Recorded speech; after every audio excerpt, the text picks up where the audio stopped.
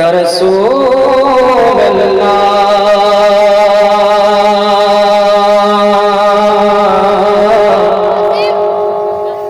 वसल्लम अलैका या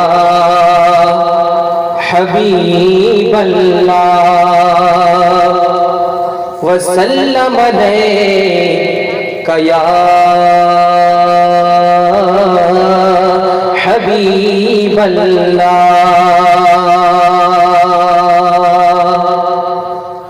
के दुखों ने तुमको जो घेरा है तो दरूद पढ़ो। दुखों ने तुमको जो घेरा है तो दरूद पढ़ो।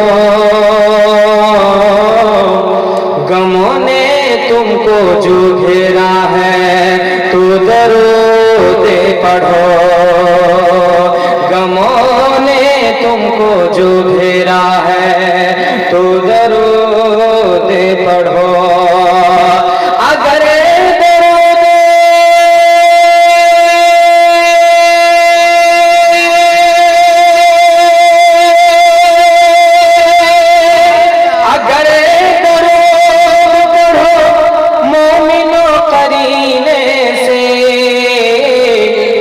हुजूर खुद ही चले आएंगे मदीने से।